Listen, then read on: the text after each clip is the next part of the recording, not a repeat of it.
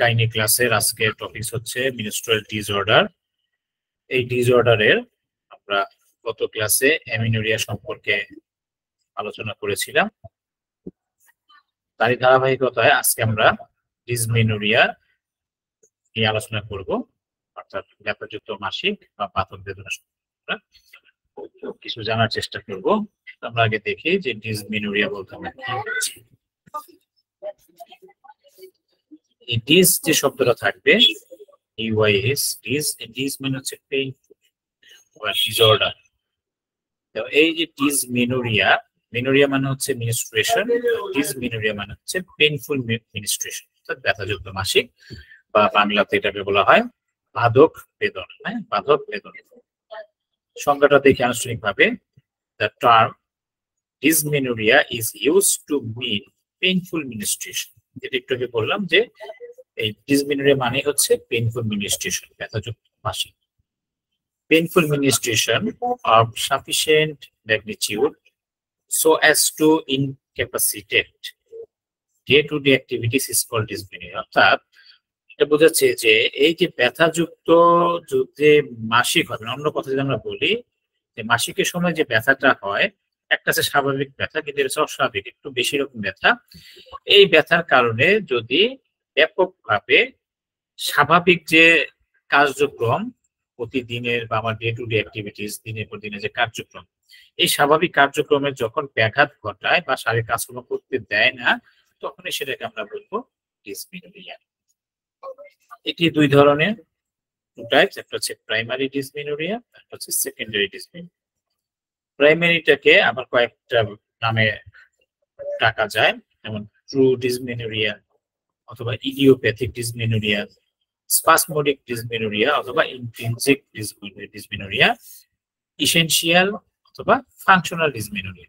কতগুলো নাম এখানে পাওয়া যায়: primary, true, idiopathic, spasmodic, intrinsic, essential, functional dysmenorrhoea.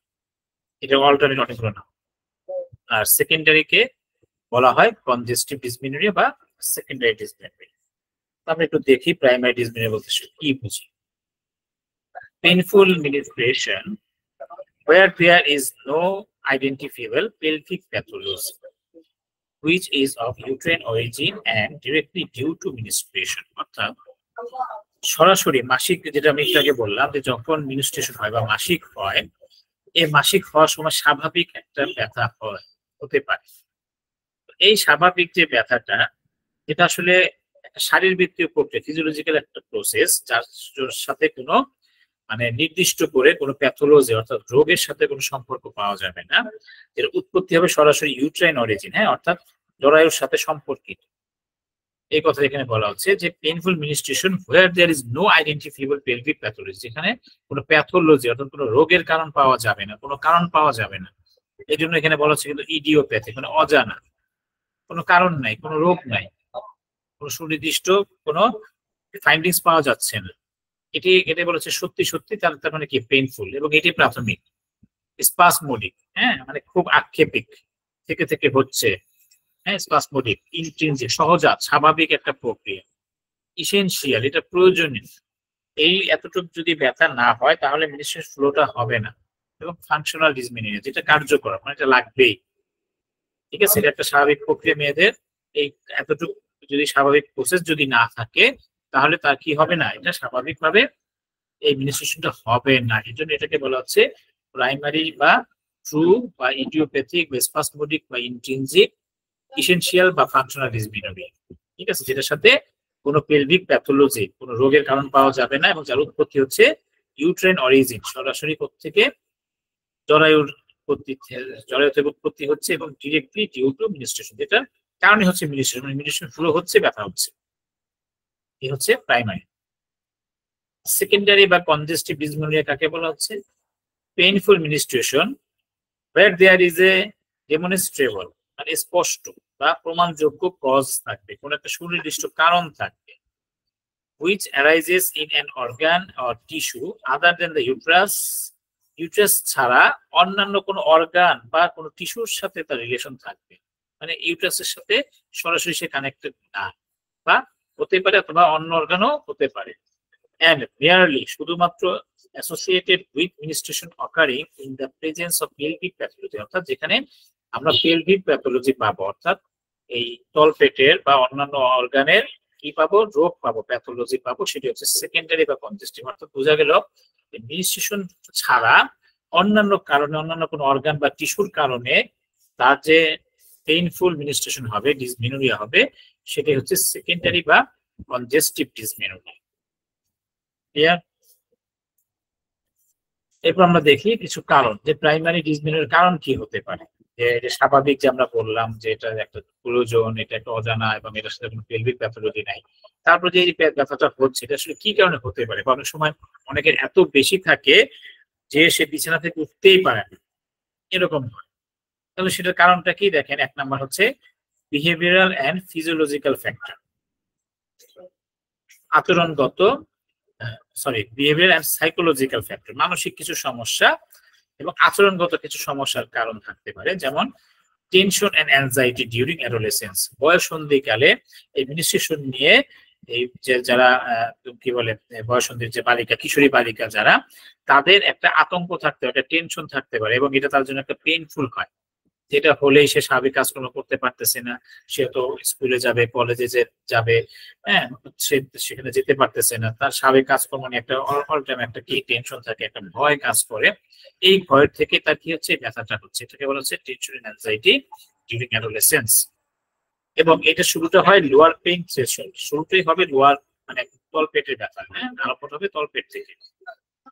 Unhappiness at home আর এট ওয়ার্ক, বাসা বা সে যদি কাজ করে বাইরে, স্কুল কলেজ অবশ্যই চাকরিজীবী হতে পারে, এক্ষেত্রে তার একটা অস্বস্তি থাকে, একটা আনহ্যাপিনেস থাকে, তার মধ্যে একটা কোনো আনন্দ খুশি ভাব থাকবে না।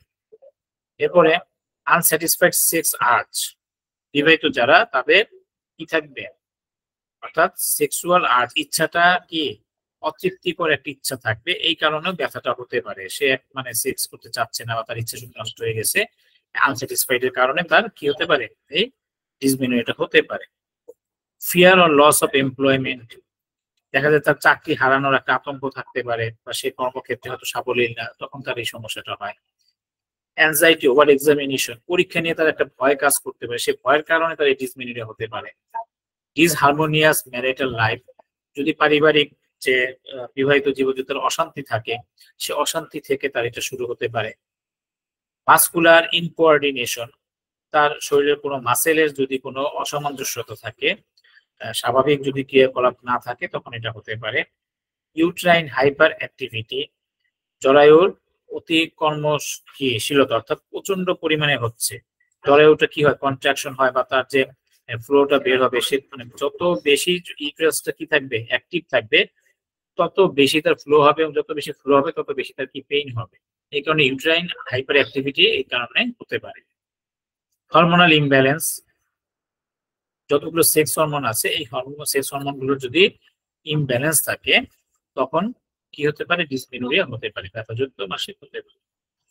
হায়ার সার্কুলেটিং ভ্যাসোপ্রেসিন, ভ্যাসোপ্রেসিনটা হচ্ছে এটা এক ধরনের হরমোন, অ্যান্টি ডায়াবেটিক হরমোন এটাকে বলা হয়।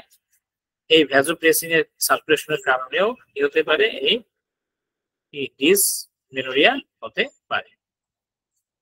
প্লাটিলেট অ্যাক্টিভেটিং ফ্যাক্টরস, পিএফ, আমরা জানি যে প্লাটিলেট হচ্ছে গিয়ে আমাদের অ্যান্টিকোগুলেশন, রক্তটাকে জমাট বাঁধায়।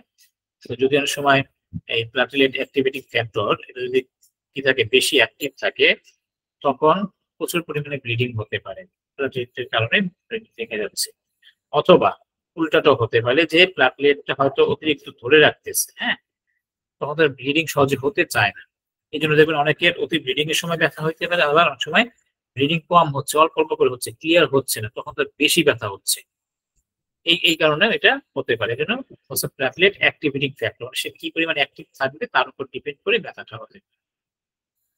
এক্সেসিভ প্রোস্টাগ্ল্যান্ডিন, অতিরিক্ত প্রোস্টাগ্ল্যান্ডিনের কারণে ডিসমেনোরিয়া হতে পারে। প্রোস্টাগ্ল্যান্ডিনটা কি, দেখেন, prostaglandins are known to increase myometrial contractions and constrict small endometrial blood vessels, অর্থাৎ ইউট্রাসের যে লেয়ার আছে, ইউট্রাসের মধ্যে 3টা লেয়ার থাকে, তাই না, পেরিমেট্রিয়াম, মায়োমেট্রিয়াম, এন্ডোমেট্রিয়াম। তো ইউট্রাসের যে মাসেল অংশটা এটা হচ্ছে মায়োমেট্রিয়াম। তো এই মায়োমেট্রিয়ামে কি থাকে? কন্ট্রাকশন, কনস্ট্রিক্ট, সংকোচন থাকে। হ্যাঁ, সংকোচনশীল থাকে। এগুলো যদি কি হয়, চেপে যায়, সংকোচন থাকে, তখন এন্ডোমেট্রিয়াল ব্লাড ভেসেলটা কি হয়ে যাবে? চেপে যাবে এবং সেখানে প্রডিউস ইসকেমিয়া, ব্লাড সাপ্লাইটা কমে যাবে। And breakdown of the endometrium, bleeding and pain. তখন তো কি হবে? এন্ডোমেট্রিয়ামের জায়গাতে সমস্যা হবে এবং ব্লিডিং হবে, পেইন হবে। এই প্রোস্টাগ্ল্যান্ডিন এই কারণে কি হচ্ছে, যদি অতিরিক্ত নিঃসৃত হয় তখন এখানে ব্লিডিং এর কারণে বা পেইন হয়, ডিসমেনোরিয়া দেখা দেয়। অর্থাৎ এটা কাজ করে সরাসরি ইউটেরাসের মাসেল অংশের মধ্যে। ঠিক আছে, এক্সেসিভ প্রোস্টাগ্ল্যান্ডিন। এখন আমরা কিভাবে ডায়াগনোসিস করব, কিভাবে চিহ্নিত করব বা রোগ নির্ণয় করব যেটা প্রাইমারি ডিসমেনোরিয়া, এটা নির্ণয় করার আগে আমাদের আগে প্রথমে কিছু ফ্যাক্টর বা কিছু অবস্থা চিন্তা করতে হবে। এর মধ্যে একটা হচ্ছে পেশেন্ট প্রোফাইল। পেশেন্টের প্রোফাইলটাকে আমাদের চেক করতে হবে যে কোন বয়সে সাধারণত এটা বেশি দেখা দেয় ডিসমেনোরিয়াটা।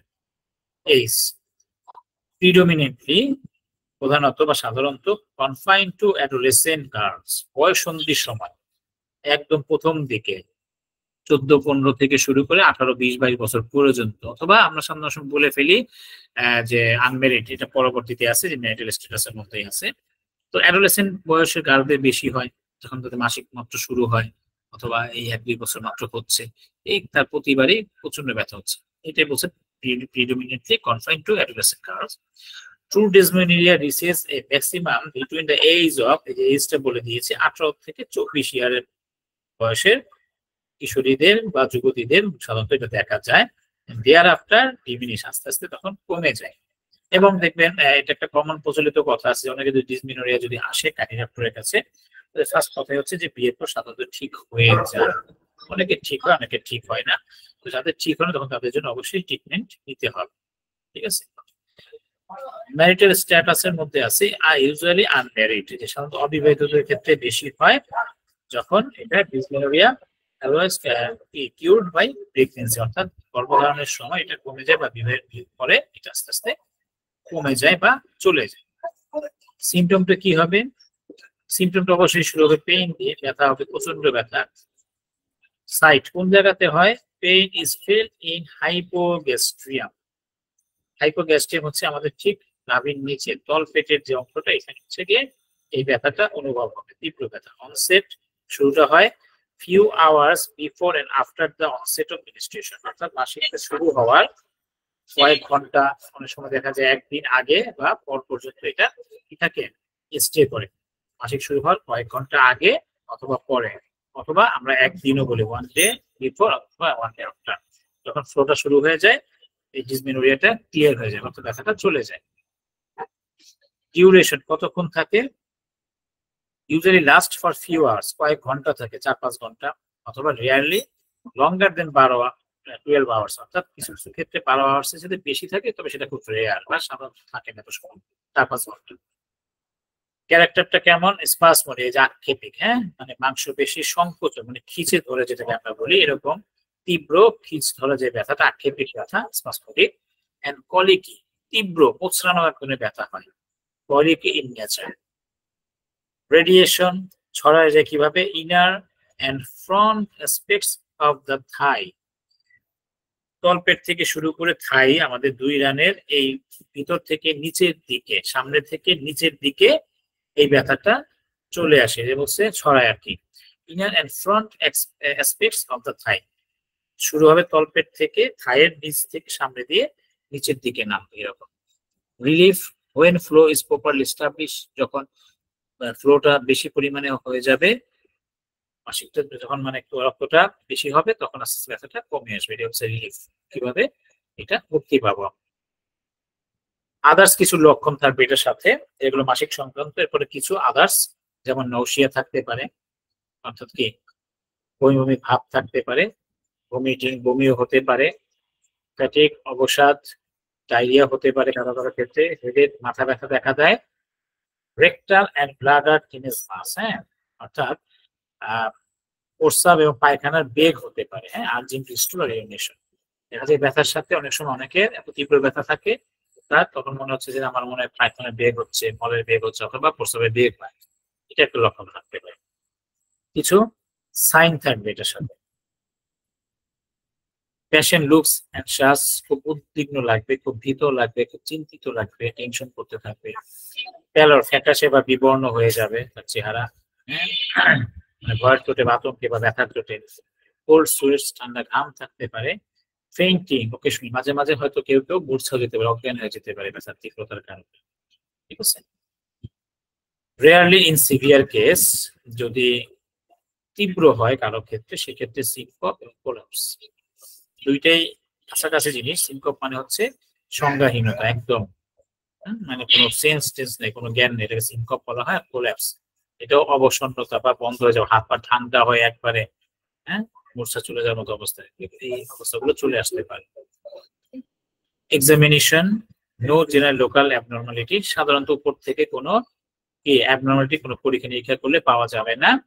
যাদের খুব বেশি হয় তখন আমরা একটা আলট্রাসোনোগ্রাম করতে দিতে পারি, এটাকে আমরা বলি ইউএসজি অফ লোয়ার অ্যাবডোমেন, বা পেলভিক অর্গান। তখন তলপেটে এই যে মহিলাদের যে ইউট্রাস, তারপর হচ্ছে ওভারি, টিউব, এগুলো দেখবে যেখানে কোনো অস্বাভাবিকতা পাওয়া যায় কিনা। ঠিক আছে। আমরা আগে বলেছি যে এখানে কোনো প্যাথোলজি পাওয়া যাবে না সাধারণত, তখন তাদের রিপোর্টে সব নর্মালি আসবে। তারপর আমরা একটু চেক করে দেখি যে কোনো অ্যাবনর্মালিটি পাওয়া যায় কিনা। সবই যেহেতু স্বাভাবিক আসবে, তাহলে আমাদের করণীয়টা কি, আমরা আমাদের লক্ষণ অনুযায়ী ট্রিটমেন্ট দেবো। মেডিসিন গুলি সহজ রোগীলিপি করবো, রোগীলিপি করার পর আমরা কি করবো, রেপার্টোরাইজেশন করবো। তখন রেপার্টরির সাহায্যে যে ওষুধগুলো আসে, বিশেষ করে যদি তীব্র ব্যথা হয়, অনেক সময় বেলেটোনা আসতে পারে আসা যাওয়া করে, তাই না। তারপরে হচ্ছে গিয়ে মহিলাদের যে ইগুলো আসবে লক্ষণ অনুযায়ী, যে তাদের কনস্টিটিউশনাল যে মেডিসিন গুলো, যেমন পালসিটিল আসতে পারে, তারপরে হচ্ছে গিয়ে একটা মিউর আসতে পারে, সিপিয়া হতে পারে, সিকেলিন কর হতে পারে, এরকম ওষুধগুলো আসবে, আমরা লক্ষণ অনুযায়ী দেবো। পাশাপাশি আমরা কিছু ম্যানেজমেন্ট দেবো, যে correction of unfavourable environmental factors, অর্থাৎ ওই যে তার যে আনুষঙ্গিক যে তার টেনশন গুলো থাকতে পারে, তার যে ভয় থাকতে পারে, এই পরিবেশগত বা এই যে মানসিক যে সমস্যাজনিত যে সুবিধাটা হতে পারে, আমরা চেষ্টা করব সেগুলোকে দূর করার জন্য। পাশাপাশি তার যদি ম্যাল নিউট্রিশন থাকে, অপুষ্টিজনিত যদি কোনো প্রভাব থাকে, সে অপুষ্টিটাকে দূর করার চেষ্টা করব, অর্থাৎ তার খাওয়া দাওয়ার দিকে নজর দিতে বলবো। অনেকে দেখা যায় অপুষ্টির কারণে এটা ব্যথাটা হয়, ফ্লোটা ঠিক মতো হয় না। এছাড়া জেনারেল ইল হেলথ, অন্যান্য শারীরিক কোনো সমস্যা আছে কিনা, এগুলোর দিকে আমরা নজর দেব। রেগুলার ফিজিক্যাল এক্সারসাইজ করার পরামর্শ দিব। অনেক সময় দেখা যায় যে পেলভিক ফ্লোর এক্সারসাইজ বলের উপর দিয়ে, অর্থাৎ তলপেটে কিছু ব্যায়াম থাকে, উঠা বসা থাকে। অনেকে যারা একটু অবেসিটি থাকে, তখন তাদেরকে যে ব্যায়াম করতে দিলে তাদের এখানকার চর্বিগুলো, মেদগুলো কমে যায়, তখন হালকা থাকে, তখন ফ্লোটা কি হয়, ভালো হয়। এই জন্য বলছি যে রেগুলার ফিজিক্যাল এক্সারসাইজ করার জন্য। তারপর হচ্ছে রিঅ্যাসুরেন্স, আশ্বস্ত করতে হবে, তার সাথে কাউন্সিলিং করতে হবে, এবং usual activity should be continue. তার যে স্বাভাবিক যে কাজকর্ম, অনেকে আছে এগুলো হইলে স্বাভাবিক সব কাজকর্ম বাদ দিয়ে দেয়, ঘরের দরজা বন্ধ করে বসে থাকে, কারোর সাথে কথাবার্তা বলে না, মেজাজ থেকে খিটখিটে, তখন তাকে যে আশ্বস্ত করতে হবে না, তার এই কাজগুলো করতে হবে। তখন সে যদি স্বাভাবিক পরিবেশের সাথে মিশে স্বাভাবিক কাজকর্ম করে, তখন অনেকটাই এই জিনিসটা ভুলে থাকা যায় এবং পেইনটা কম ফিল হয়। আর হচ্ছে তার এই স্বাভাবিক অ্যাক্টিভিটিস এর কারণে তার ফ্লোটাও স্বাভাবিক অবস্থায় চলে আসতে পারে। এরপরে হচ্ছে ইফ সিভিয়ার পেইন, যদি তীব্র ব্যথা হয়, অনেক সময় আমরা হট বাথ অথবা হট ওয়াটার বটল, তলপেটে একটু গরম শেক সেটা আমরা দিতে বলতে পারি, করা যেতে পারে যদি তার উপশম হয়। যদি তার হরমোনের কোনো ডিসব্যালেন্স থাকে, তখন সেক্ষেত্রে হরমোনাল থেরাপি দিতে হবে। কম্বাইন্ড ওরাল পিল, অনেক সময় অনেকে ওরাল পিল সাজেস্ট করে দেয়, তবে সেটা সাধারণত যদি হরমোনাল ডিসব্যালেন্সের পাই আমরা, তখন এটা বলে দেয় গাইনি ডাক্তাররা। যেটা আমাদের আসলে এই ধরনের কোনো নেই, আমরা কি করবো, কনস্টিটিউশন ট্রিটমেন্ট দেবো, তার লক্ষণ অনুযায়ী যে মেডিসিন সিলেকশন হবে সেটাই আমরা প্রয়োগ করবো। ঠিক আছে, এইগুলো আমাদের প্রাইমারি ডিসমেনোরিয়া। এবার আমরা আসি সেকেন্ডারি ডিসমেনোরিয়া, যেটাতে আমরা রোগ পাবো। তো প্রথমত হচ্ছে পেলভিক এন্ডোমেট্রিওসিস। এখানে অনেকগুলি রোগের নাম আমরা শিখবো, এই রোগের নামগুলি আমাদের একটু মাথায় রাখতে হবে। যদি কখনো আমরা স্বাভাবিক ছাড়া অস্বাভাবিক যদি কোনো আল্ট্রাসাউন্ড রিপোর্টে বা অন্য কোনো কারণে বসে আমরা এই রোগগুলি পাই, এই রোগগুলি আমাদের পরিচিত হিসেবে আমরা এখন নামগুলি করবো। একটা হচ্ছে কি পেলভিক এন্ডোমেট্রিওসিস, এটা কি জিনিস বলছে, painful disorder in which tissue similar to the tissue that normally lines the inside of the uterus, the endometrium, grows outside the uterus like ovaries or fallopian tube. যেটা বলছে যে এই পেলভিক এন্ডোমেট্রিওসিস এটা হচ্ছে এক ধরনের ব্যথাযুক্ত ডিসঅর্ডার। যেহেতু ডিসমেনরিয়া হচ্ছে তার মানে কি, এখানে ব্যথাযুক্ত ডিসঅর্ডার থাকবে। এখানে মূলত যে ঘটনা ঘটে, এন্ডোমেট্রিয়ামের যে লেয়ারটা থাকে, অর্থাৎ ইউট্রাসের ভিতরে যে লেয়ার এন্ডোমেট্রিয়াম, এই এন্ডোমেট্রিয়ামের যে টিস্যু গুলো থাকে, এই টিস্যুগুলি একই রকম টিস্যু ইউট্রাসের বাইরে অবস্থান করে। অর্থাৎ আমি একটা উদাহরণ দিচ্ছি, যে আমরা যখন ঘরের আমাদের দেখবেন এক এক জায়গায় মেঝে বা এক একটা রুমের মধ্যে এক একটা জিনিসটা থাকে। আপনি যখন রান্নাঘর চিন্তা করবেন যে আমি রান্নাঘরে রান্না করতে যাব, আমার রান্নাঘরে কি থাকতেছে, আমার হাঁড়ি পাতিল, রান্নার ইনস্ট্রুমেন্ট, লবণ, চিনি, তেল, এইসব ইনস্ট্রুমেন্ট রান্নাঘরে থাকবে। কিন্তু আপনি কি করলেন, দেখলেন যে না, আপনার রান্নাঘরের ইনস্ট্রুমেন্ট আপনি বেডরুমের মধ্যে আছে, তেলের বোতল আপনার খাটের উপরে, লবণের হচ্ছে আপনার বালিশের নিচে, তখন জিনিসটা কি অস্বাভাবিক হচ্ছে? তার মানে ঠিক এই ঘটনাগুলো ঘটে যে এন্ডোমেট্রিয়ামে যে টিস্যুটা থাকে, সেই টিস্যুটা জরায়ুর ভিতরে না থেকে এরকম একই রকম টিস্যু সেটা ইউট্রাসের বাইরে, অর্থাৎ ফ্যালোপিয়ান টিউব বা ওভারি, এরকম জায়গাগুলোতে গ্রো করে। তখনই সেটাকে বলা হয় পেলভিক এন্ডোমেট্রিওসিস। এই যে অস্বাভাবিক গঠনটা, এই অস্বাভাবিকতার কারণে তখন তার এই ডিসমেনোরিয়া হয়, ব্যথাযুক্ত মাসিক। এটা একটা কারণ হতে পারে। এরপর হচ্ছে গিয়ে পিআইডি। পিআইডি মানে হচ্ছে পেলভিক ইনফ্ল্যামেটরি ডিজিজ, অর্থাৎ তলপেটের প্রদাহ যেটাকে আমরা বলি, সেটা অ্যাকুইট হতে পারে, ক্রনিক হতে পারে। এটা বিভিন্ন যেমন আমরা যে আমাদের যখন আমরা পড়েছিলাম যে মহিলাদের যে জননাঙ্গের যে গঠনটা, তার যে ভ্যাজেনাটা হচ্ছে তার কিসের একদম কাছাকাছি, কিন্তু ওই যে অ্যানাসের কাছাকাছি, তাই না, মলদারের কাছাকাছি। তখন অনেক সময় খুব সহজে এখানে ইনফেকশন হয়, ব্যাকটেরিয়া, ভাইরাস, এগুলো জীবাণু কি ওখানে প্রবেশ করতে পারে, তখন তার প্রস্রাব ইনফেকশন হয়। এই প্রস্রাবের ইনফেকশন থেকে তখন তার ব্লাডার ইনফেকশন হতে পারে, এবং ব্লাডার থেকে আস্তে আস্তে ইউট্রাস, ভ্যাজাইনা, এইসব জায়গাতে হতে পারে। এটাই বলছে পেলভিক ইনফ্ল্যামেটরি ডিজিজ, বিভিন্ন কারণবশত। এটা অ্যাকুইট হতে পারে, ক্রনিকও হতে পারে, তখন এই ডিসমেনোরিয়া দেখা দিতে পারে। এরপর আরেকটা রোগ আছে অ্যাডিনোমায়োসিস। অ্যাডিনোমায়োসিস কি? Normally lines the uterus endometrial tissue grow into the muscular wall of uterus. অর্থাৎ এটা হচ্ছে এন্ডোমেট্রিয়ামের টিস্যুটাই এন্ডোমেট্রিয়াম থেকে সরে গিয়ে মানে ওই জায়গাটাই আবার মাসকুলার যেটা মায়োমেট্রিয়াম অংশ যেটা এখানে চলে যেতে পারে, এটা হচ্ছে অ্যাডিনোমায়োসিস। আগেটা ছিল কিন্তু এন্ডোমেট্রিওসিস। এন্ডোমেট্রিস হচ্ছে এন্ডোমেট্রিয়ামের টিস্যুটা ইউট্রাসের বাইরে, অর্থাৎ ওভারি, ফ্যালোপিয়ান টিউব, এই জায়গায় হতে পারে। এটা হচ্ছে ইউট্রাসের ভিতরেই হচ্ছে, কিন্তু এন্ডোমেট্রিয়ামের টিস্যুটা মায়োমেট্রিয়াম অংশে গিয়ে করছে, এটাকে বলা হচ্ছে অ্যাডিনোমায়োসিস। মাসেল অংশে গিয়ে চলে যাচ্ছে, অ্যাবনরমাল অংশ, এটা হতে পারে। এবার হচ্ছে গিয়ে পেলভিক অ্যাডেশনস। অ্যাডেশনস হচ্ছে গিয়ে একটা অঙ্গ যদি অন্য অঙ্গের সাথে লেগে থাকে, যেমন ইউট্রাসটা ভিতরে একটু চেপে যাচ্ছে এবং তার সাথে হয়তো ওভারিটা লেগে যাচ্ছে, ফ্যালোপিয়ান টিউবটা লেগে যাচ্ছে, এরকম একটা অঙ্গ অন্য অঙ্গের সাথে লেগে যায়, এটাকে বলা হয় অ্যাডেশনস, লেগে থাকা। ফাইব্রয়েড ইউট্রাস, ইউট্রাসের ভিতরে যদি ফাইব্রয়েড অর্থাৎ টিউমার জাতীয় যদি হয়, এক্সট্রা গ্রোথ যদি হয়, সেটা ক্যান্সারাস হইতে পারে, নন ক্যান্সারাস হইতে পারে। হ্যাঁ, তো ক্যান্সার ছিল অন্য জিনিস বলি আমরা, ফাইব্রয়েড হলে নন ক্যান্সারাসই সাধারণত হয়। ঠিক আছে, ব্যতিক্রম হতে পারে, এটাকে অনেক সময় মায়ামা আমরা বলি। এছাড়া এন্ডোমেট্রিয়াল পলিপ, এক্সট্রা মাংসের মতো ঝুলে ঝুলে থাকে, পলিপ হইতে পারে। পলিপ শুধু নাকে হয় না, পলিপ ইউট্রাসের মধ্যেও হতে পারে, এটাকে বলে এন্ডোমেট্রিয়াল পলিপ। এই কারণে ডিসমেনোরিয়া দেখা দিতে পারে। আইইউসিডি, এই যে রোগের নামগুলি পড়লাম, আমরা সামনের দিকে যত জায়গায় যাব ঘুরে ফিরে এই রোগগুলি চলে আসবে। এই যে পেলভিক এন্ডোমেট্রিওসিস, হ্যাঁ, পিআইডি, অ্যাডিনোমায়োসিস, অ্যাডেশনস, তারপরে যে আইইউসিডি, এটাকে বলা হয় ইন্ট্রা ইউট্রাইন কন্ট্রাসেপটিভ ডিভাইস। জন্ম নিয়ন্ত্রণের জন্য যদি কেউ এরকম ডিভাইসটা ভিতরে বসায়, তখন ওই ডিভাইসের কারণে তার ডিসমেনোরিয়া, ব্যথাযুক্ত মাসিক হতে পারে। ঠিক আছে। পেলভিক কনজেশনস, তলপেটের অতিরিক্ত যদি রক্ত সঞ্চয় হয়, ঠিক আছে, তখন এই রক্ত সঞ্চয়ের কারণে কনজেশন মানে হওয়ার কারণে তার কি হচ্ছে, পেলভিক পেইন হতে পারে। এটা ক্রনিক আকারে ধারণ করতে পারে, অর্থাৎ দীর্ঘমেয়াদী এটা কি হতে পারে, এটাকে বলে পেলভিক কনজেশনস। ব্রড লিগামেন্ট ভেরিকোসিস, ইউট্রাসের সাথে কিছু লাগানোর জন্য মানে আটকে থাকার জন্য কিছু লিগামেন্ট থাকে, এটাকে ব্রড লিগামেন্ট বলা হয়।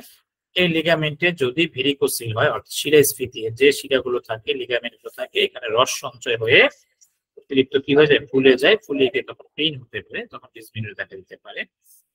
এছাড়া জন্মগত কিছু অস্বাভাবিকতা বা ত্রুটি থাকতে পারে, এগুলো কনজেনিটাল অ্যানোমালি। যেমন বাইকর্নাট ইউট্রাস, ইউট্রাইন ম্যালফরমেশন, একটা ইউট্রাসের অস্বাভাবিক গঠন, বাইকর্নাট, হ্যাঁ, অর্থাৎ এটা দুইটা মাথা হয়ে যেতে পারে, এটাকে বাইকর্নাট বলা হয়। অথবা সেপ্টেড ইউট্রাস, একটাই থাকতে পারে, ভিতরে একটা পর্দা থেকে যেতে পারে, তখন জন্মগত ত্রুটি, অস্বাভাবিক অবস্থায়, তখন কি হবে, ডিসমেনোরিয়া হবে। এছাড়া সার্ভাইকাল স্টেনোসিস, জরায়ুর মুখের যে রাস্তাটা, সে রাস্তাটা কি হয়ে যাবে, চেপে যাবে, সরু হয়ে যাবে, ঠিক আছে, এই শুরু হয়ে যাওয়াটাকে বলা হয় স্টেনোসিস, সার্ভাইকাল স্টেনোসিস। তাহলে দেখেন এই যে সেকেন্ডারি যে ডিসমেনোরিয়া আমরা পেলাম, তখন কি পেলাম, বিভিন্ন রোগের কারণ আমরা পেতে পারি। এটার জন্য আমাদের উপায় হচ্ছে যে আলট্রাসোনোগ্রাম আমরা দেব, যেটা আমরা আগে করেছি, যে ইনভেস্টিগেশন ইউএইচজি অফ কি লোয়ার অ্যাবডোমেন, এটা দিয়ে আপনাকে এরকম কোন সমস্যা, তখন বেশিরভাগই আলট্রাসোনোগ্রাম বলে দিবে যে কি হতে পারে। ক্লিয়ার? ম্যানেজমেন্ট একই রকম ভাবে আমরা দেব, এবং চিকিৎসা অবশ্যই লক্ষণ অনুযায়ী যেটা আমাদের যা আসবে সেটাই আমরা দেব। এই হচ্ছে ডিসমেনোরিয়া। গত ক্লাসে পড়েছিলাম অ্যামিনোরিয়া, আজকে পড়লাম ডিসমেনোরিয়া। আমরা আরেকটা পড়বো স্বাভাবিক 3 নম্বর, সেটা হচ্ছে মেনোরেজিয়া বা হাইপারমেনোরিয়া, অতিরঞ্জন, এটা হচ্ছে এক্সেস। তো মেনোরেজিয়া এটা কি জিনিস, heavy or prolonged menstrual flow. দেখেন প্রথম হচ্ছে হেভি অর প্রলং, দীর্ঘমেয়াদী মিনস্ট্রুয়াল ফ্লো যদি হয়, সেটাকে আমরা বলবো মেনোরেজিয়া বা হাইপারমেনোরিয়া। হাইপার মানে হচ্ছে বেশি, অতিরিক্ত, মেনোরিয়া মানে মিনিস্ট্রেশন থেকে অতিরঞ্জন, অতিরিক্ত ব্লাড যাচ্ছে। Menorrhagia is a cyclic bleeding, চক্রাকারে ব্লিডিংটা হয় এট নরমাল ইন্টারভেলস, স্বাভাবিক বিরতি, স্বাভাবিক বিরতিতে, which is excessive in amount, যেটা তার পরিমাণগতভাবে বেশি, এটা দেন 80 ml। আমাদের নর্মাল মিনিস্ট্রিয়াল ফ্লো হচ্ছে গড়ে গিয়ে 80 ml, তাহলে 80 ml এর চেয়ে বেশি হবে। অথবা duration greater than 7 days or both. Clear? অর্থাৎ মেনোরেজিয়া আমরা তখনই বলবো যখন স্বাভাবিক যে মিনিস্ট্রেশনের ফ্লোটা থাকে। কখন থাকে ফ্লোটা? আমরা জানি যে অ্যামাউন্ট আসলে কি করা যাবে না, আমরা কিভাবে বুঝবো যে একজন মহিলার তার মিনিস্ট্রেশন ফ্লোটা বেশি হচ্ছে, বলেন তো একজন, কিভাবে বোঝা যায়? কারো আইডিয়া আছে? থাকার কথা। স্যার নরমালি যখন হচ্ছে ব্লাড ফ্লোটা খুব বেশি হয়, তখন বোঝা যায় যে এটা অস্বাভাবিক হচ্ছে, এবং সেটা এই হচ্ছে যে ব্লাডটা বেশি বেশি যে যাচ্ছে, এটা কিভাবে বুঝবো আমরা? স্যার এখানে নরমালি বলা আছে, হচ্ছে যে, হ্যাঁ বলেন। আচ্ছা একটা জিনিস যে সেটা মোটামুটি 5-7 দিন না থেকে 8-10 দিন মানে হয়ে যাবে এটা। সে তো টাইমের ক্ষেত্রে মানে ডিউরেশন, যে সময়টা, কিন্তু পরিমাণগতটা আমরা কিভাবে বুঝবো বা কিভাবে নির্ধারণ করবো তার বেশি যাচ্ছে? আমাদের বইয়ে পুস্তকে লেখা আছে 80 ml, তাহলে আমরা কিভাবে বুঝবো 80 ml বেশি যাচ্ছে? এটা তো মাপা যায় না, তখন কিভাবে বুঝবো আমরা? স্যার 80 ml এর চাইতে বেশি, মানে এটা স্যার নরমালি বোঝা যায় যে মানে ফ্লোটা অনেক বেশি হবে, এটা দিয়ে হ্যাঁ ঠিক বোঝা আছে, যাবে। ফোটা বেশি হবে, তখন আমরা পেশেন্টের কাছ থেকে তথ্যটা কিভাবে নেবো? যে পেশেন্টের কাছ থেকে তথ্য নেই রোগীলিপির সময়, তখন পেশেন্ট তো বলতে পারবে না। কিন্তু একটা হচ্ছে যার বেশি যাবে, হ্যাঁ, স্বাভাবিকভাবে সে বলতে পারবে বা বুঝতে পারবে যে আমার বেশি যাচ্ছে, কতটুকু যায় ফ্লো নর্মালি তার থেকে বেশি যাচ্ছে। অথবা অনেকে বলতে পারবে না বা বুঝতে পারে না, তো আমরা তখন ফিজিশিয়ান হিসেবে আমরা জিজ্ঞেস করব তার কয়টা প্যাড ইউজ করে বা কয়টা প্যাড লাগে, বা সে দিনে কয়বার কাপড় চেঞ্জ করে। অনেকে কাপড় ইউজ করে না, প্যাড তো অনেকে ইউজ করতে পারে না, অনেকে কাপড় ইউজ করে, একটা ইউজ করে, তখন আমরা জিজ্ঞেস করি কয়বার বদলাইতে হয়। স্বাভাবিকভাবে একটা প্যাড ইউজ করার টাইম বলা হয় কয় ঘন্টা, 6 ঘন্টা পর পর, মানে দিনে 4টা, তাই না? যাতে প্রথম দিকে যখন থাকে, ফ্লো কমে গেলে তখনই থাকে। এখন দেখা যাচ্ছে কারো একদিনের মধ্যে প্রায় 8-10টা লেগে যাচ্ছে, অথবা একটা প্যাড পরলে তার 1-2 ঘন্টার বেশি যায় না, তার মানে ঘন ঘন চেঞ্জ করতে হচ্ছে। এই যে তখন আমরা প্যাডের সংখ্যা দিয়ে আমরা কি করতে পারবো, এই মিনিস্ট্রেশন ফ্লোটা অতিরিক্ত যে যাচ্ছে সেটা আমরা বুঝতে পারবো। এগুলো একটা বিষয়। আর একটা হচ্ছে তার দিন নর্মালি 5 থেকে 7 দিন থাকে, এখন দেখা যায় তার 10 দিন 12 দিন থাকতেছে, তখন বুঝবো যে তার মিনিস্ট্রেশন ফ্লোটা বেশি যাচ্ছে। এই জন্য এক্সাম্পল হিসেবে দিয়ে দিয়েছে, দেখেন 5/28, কথাটা বুঝেন যে তার 28 দিন সাইকেল ঠিক আছে এবং 5 দিন থাকতেছে, কিন্তু ওই যে অ্যামাউন্ট বেশি যাচ্ছে, তখন আমরা বুঝবো তার কি হাইপারমেনোরিয়া বা মেনোরেজিয়া। অথবা 8/28 দেখেন 7 দিন থাকার কথা, সেখানে 8 দিন হয়ে যাচ্ছে, কিন্তু সাইকেল ঠিক আছে, 28 দিনের সাইকেল হচ্ছে, বাট 8 দিন পরিমাণ থাকতেছে। অথবা তার দুইটাই যদি হয়, মানে পরিমাণগত যদি বেশি হয় অথবা এই সাইকেল যদি বেশি হয়, তখন আমরা বলবো মেনোরেজিয়া বা হাইপারমেনোরিয়া। কি কারণে হতে পারে? ওই যে দেখেন, ওই যে একটু আগে আমরা যে কারণগুলো বললাম ডিসমেনোরিয়ার, অনেকটা আবার এই কারণগুলো আমরা পাবো। দেখেন পেলভিক প্যাথোলজি, রোগ ভিত্তিক, এই যে ফাইব্রয়েড ইউট্রাস, জ্বরের ভিতরে যদি ফাইব্রয়েড থাকে, যে নন ক্যান্সারাস টিউমার থাকে। এরপর হচ্ছে অ্যাডিনোমায়োসিস, একটু আগে বলেছিলাম অ্যাডিনোমায়োসিস। মায়োসিস এই মানেটা কি? এই রোগটার মানে আপনারা বিভিন্ন আল্ট্রাসোনোগ্রাম, বিভিন্ন প্র্যাকটিস অফ মেডিসিনের মধ্যে এই শব্দগুলি ঘুরে ফিরে পাবেন। অনেকেই তখন জিজ্ঞেস করেন যে স্যার আসলে আল্ট্রাসোনোগ্রামে অ্যাডিনোমায়োসিস আসছে, শব্দটা বুঝি নাই, তখন এটা কি বুঝি? মায়োসিস মানে মাসেল যে অংশটা, সেই অংশে এক্সট্রা টিস্যু, কোন জায়গায় টিস্যু? এন্ডোমেট্রিয়ামের টিস্যু, এটাকে বলেছিলাম অ্যাডিনোমায়োসিস। ইউট্রাসের 3টা লেয়ার আছে, নাম কি কি বলেন তো? একটু আগে বলেছি বা আগে ক্লাস আমরা পড়াইছি। জ্বরের 3টা লেয়ার থাকে, হ্যাঁ। বাইরের পার্টের নামটা কি? পেরিমেট্রিয়াম। বাইরের লেয়ারের নাম কি? পেরিমেট্রিয়াম। মাসেল লেয়ারের নাম, মাঝখানে লেয়ার মাসেল অংশ, সেটার নাম কি? মায়োমেট্রিয়াম। মায়ো মানে মাসেল।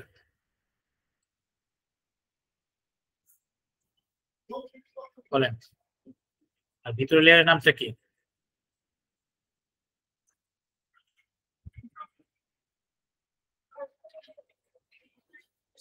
এন্ডোমেট্রিয়াম। এন্ডোমেট্রিয়াম, এন্ডো মানে ইনসাইড, তাহলে এন্ডোমেট্রিয়ামের টিস্যুটা যদি মায়োমেট্রিয়ামের অংশ চলে আসে, সেটাকে বলেছিলাম অ্যাডিনোমায়োসিস। আর এন্ডোমেট্রিয়ামের টিস্যু যদি ইউট্রাসের বাইরে চলে আসে, তখন সেটাকে আমরা কি বলেছিলাম? Pelvic endometriosis. ঠিক আছে? তাহলে এই গেল আমাদের কোনটা? এই যে পেলভিক প্যাথোলজির মধ্যে 2 নাম্বার অ্যাডিনোমায়োসিস।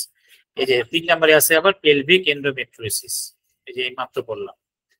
কি বুঝতে পারছেন তো? বলেন তো একটু এডিনোমায়োসিসটা কি?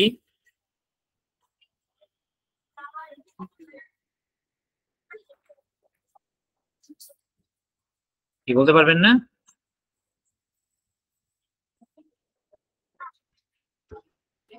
অ্যাডিনোমায়োসিস হচ্ছে জ্বরের যে ভিতরের লেয়ার এন্ডোমেট্রিয়াম, এন্ডোমেট্রিয়ামের টিস্যুগুলো যদি বায়োমেট্রিয়ামে চলে আসে, মাঝখানে লেয়ার ইউট্রাসের ভিতরে থাকে কিন্তু এক জায়গায় আর এক জায়গায়, তখন সেগুলো হচ্ছে অ্যাডিনোমায়োসিস। আর এন্ডোমেট্রিওসিস হচ্ছে এন্ডোমেট্রিয়ামের টিস্যু ইউট্রাসের বাইরে, যেমন ওভারিতে, ফ্যালোপিয়ান টিউবে, ওখানে যদি জমা থাকে তখন সেটাকে বলা হয় এন্ডোমেট্রিওসিস। এরপর আইইউসিডি, এটা মানে কি?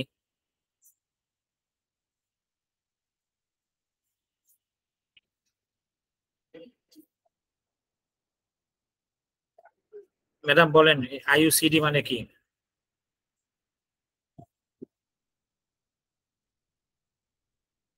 জন্ম নিয়ন্ত্রণের যে ডিভাইস থাকে, হ্যাঁ, এটা বলা হয় IUCD, Intra uterine contraceptive device. তাদেরকে জিজ্ঞেস করলে আপনার চুপ হয়ে যান কেন? পড়া তো কোঅপারেট করেন, সবই ভিডিও দেখলে ভিডিও দেখেন না, পড়া থাকেন না। ঠিক আছে? এবার হচ্ছে গিয়ে ক্রনিক টিউবো ওভারিয়ান মাস, যদি দীর্ঘমেয়াদী কোনো টিউব অথবা ওভারির মধ্যে যদি কোনো চাকা থাকে বা কোনো পিণ্ড থাকে, তাহলেও কি হবে? হাইপারমেনোরিয়া বা মেনোরেজিয়া হতে পারে। টিউবারকুলার এন্ডোমেট্রাইটিস, যদি এন্ডোমেট্রাইটিসে যদি যক্ষ্মা থাকে, টিউবারকুলার যদি থাকে ইউট্রাসের ভিতরে, তখন এই সমস্যা হয়, অতিরিক্ত রক্তক্ষরণ হয়। রেট্রোভার্টেড ইউট্রাস, রেট্রো মানে পিছনে, ইউট্রাসের অবস্থানটা পিছনের দিকে, অর্থাৎ একটু উল্টো দিকে, সামনের দিকে হেলানোর কথা এন্টিভার্টেড, কিন্তু ইউট্রাসটা রেট্রোভার্টেড, পিছনের দিকে থাকে। ঠিক আছে? Granulosa cell tumour of the ovary, যদি ওভারির মধ্যে গ্রানুলোসা সেল টিউমার থাকে, হ্যাঁ, এগুলা অ্যাবনর্মাল টিউমার, এখান থেকে অনেক সময় ম্যালিগনেন্ট হতে পারে, নন হতে পারে, তো ম্যালিগনেন্ট চান্স বেশি থাকে, তখন এটা হয়। এরপর হচ্ছে সিস্টেমিক প্যাথোলজি, বিভিন্ন অন্যান্য প্যাথোলজি, অন্যান্য যে অর্গান গুলো থাকে সেখানে যদি কোনো রোগ থাকে, সরাসরি ইউট্রাইন অনুযায়ী পেলভিক প্যাথোলজি যেটাকে তলপেটের সম্পর্কিত। এবার হচ্ছে সিস্টেমিক প্যাথোলজি, অন্যান্য জায়গার যদি সমস্যা থাকে, যেমন লিভার ডিসফাংশন, লিভার সিরোসিস থাকলেও তখন ইউট্রাস থেকে অতিরিক্ত রক্তক্ষরণ যায়। কনজেস্টিভ কার্ডিয়াক ফেইলিওর, আর যদি ফেইলিওর থাকে তখন এরকম হয়। সিভিয়ার হাইপার টেনশনের কারণে এটা হয়। এছাড়া এন্ডোক্রেনিয়াল, অর্থাৎ হাইপোথাইরয়েডিজম, হরমোনাল যদি কোনো সমস্যা থাকে, hypothyroidism, early stage of acromegaly. Acromegaly মানে হচ্ছে হরমোনের কারণে হাত পা বড় হয়ে যাওয়া, অঙ্গগুলো অস্বাভাবিক বৃদ্ধি পাওয়া, এটা হচ্ছে অ্যাক্রোমেগালি বলা হয়। এছাড়া ব্লাড ডিসকেরিয়াসিস, রক্তের যদি কোনো অস্বাভাবিকতা থাকে, যেমন আইটিপি, ইমিউনোথ্রম্বোসাইটোপেনিয়া পারপিউরা, চামড়ার নিচে যদি রক্তক্ষরণ হয়, লিউকেমিয়া, ব্লাড ক্যান্সার যদি হয়, aplastic anaemia, von Willebrand's disease, এটা কি এক ধরনের ব্লাডের ডিসঅর্ডার যেখানে blood does not clot properly, মানে ব্লাডের ক্লটিং ফ্যাক্টরের মধ্যে যদি কোনো সমস্যা থাকে, তখন অতিরিক্ত ব্লিডিং হয়।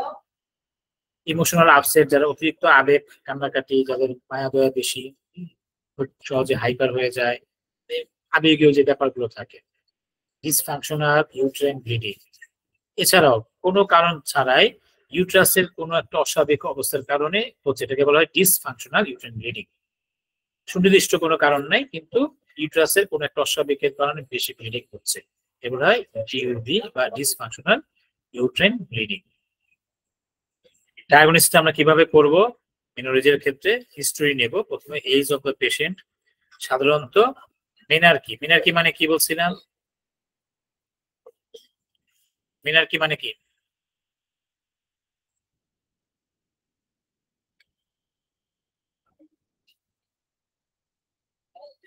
মেনার্কি মানে কি বলেন?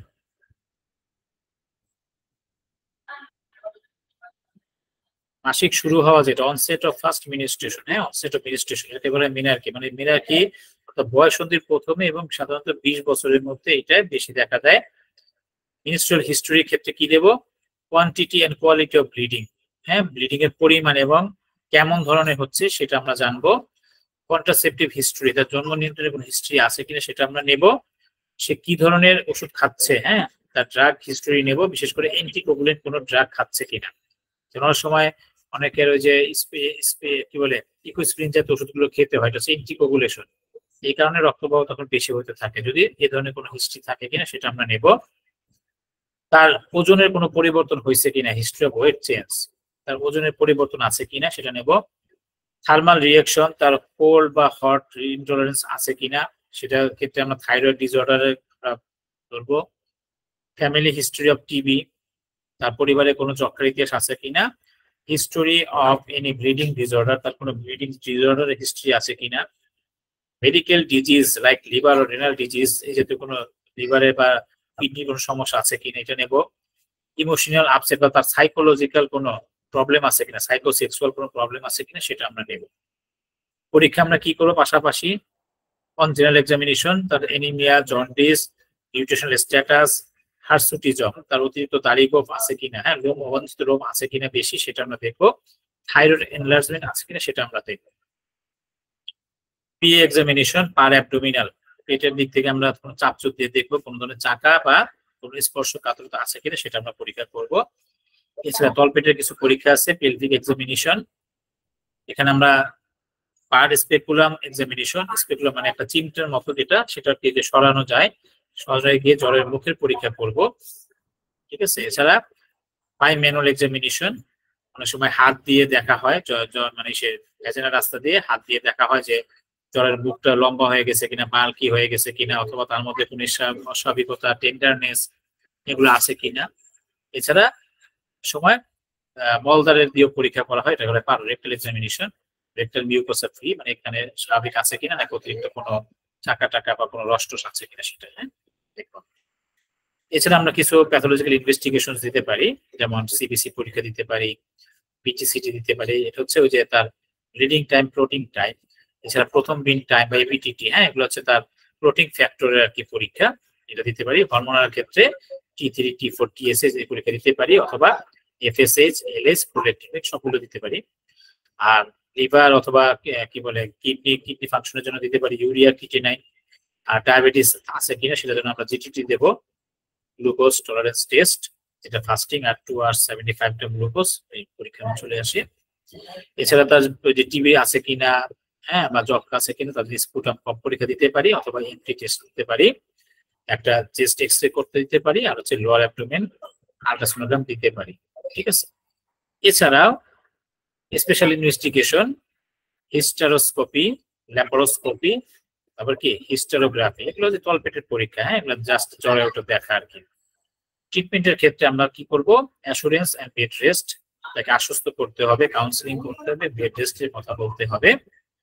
Correction of anaemia by diet, যদি এনিমিয়া থাকে তাহলে তার খাবার দাবার মাধ্যমে এনিমিয়াটাকে ঠিক করতে হবে। যদি সিভিয়ার থাকে তাহলে আমরা কি করবো, ব্লাড ট্রান্সফিউশন করতে দিতে পারি যদি প্রয়োজন হয়, রক্ত দিতে বলতে হবে। কম্বাইন্ড ওরাল পিল বা বেবি ইউজড, এটা সাধারণত আমাদের ক্ষেত্রে প্রযোজ্য না, তারপরে এটা ম্যানুয়াল ডাক্তাররা হয়তো তাকে কি কম্বাইন্ড ওরাল পিল, যেটা হরমোনাল পিল, তাকে সাজেস্ট করতে পারে। প্রয়োজন বোধে ডিএনসি করা, আমাদের একটা ভুল ধারণা আছে যে ডিএনসি মানে হচ্ছে মনে হয় অ্যাবর্শনের ক্ষেত্রে, বাট ডিএনসি হচ্ছে ইনফার্টিলিটির ক্ষেত্রে পরীক্ষা করা হয়, ভিতরে কোনো জায়গাগুলো যে অ্যাডেশন লেগে আছে কিনা এই জায়গাগুলো পরিষ্কার করার জন্য ডিএনসি করা হয়। ঠিক আছে, যখন সবগুলো প্রসেস ফেল হবে। এছাড়া মেডিসিন অ্যাকর্ডিং টু সিমটম, লক্ষণ অনুযায়ী আমরা মেডিসিন সাজেস্ট করতে দিতে পারি। এই হচ্ছে আজকে আমাদের দুইটা পড়লাম, একটা হচ্ছে মেনোরেজিয়া, অতিরিক্ত রক্তক্ষরণ বা অতিরিক্ত রক্তক্ষরণ, অতিরিক্ত মাসিকের অতিরিক্ত ব্লিডিং, আর হচ্ছে ডিসমেনোরিয়া, ব্যথাযুক্ত মাসিক। গত ক্লাস আমরা পড়েছিলাম অ্যামেনোরিয়া, যারা ক্লাস করতে পারেনি পিছনের ক্লাসটা দেখে নিবেন, অর্থাৎ মাসিক বন্ধ। এই হচ্ছে আমাদের তিনটা ডিসঅর্ডার পেলাম। নেক্সট ক্লাসে আমরা বাকি ডিসঅর্ডার গুলো যেগুলো থাকবে, এই যে আজকে আমরা 1, 2, 3 পর্যন্ত পড়েছি, নেক্সটে পলিমেনোরিয়া, এগুলো ছোট ছোট একই জিনিস, তারপর জাস্ট নাম আমরা পরিচিত করে দেবো, তাহলে আমাদের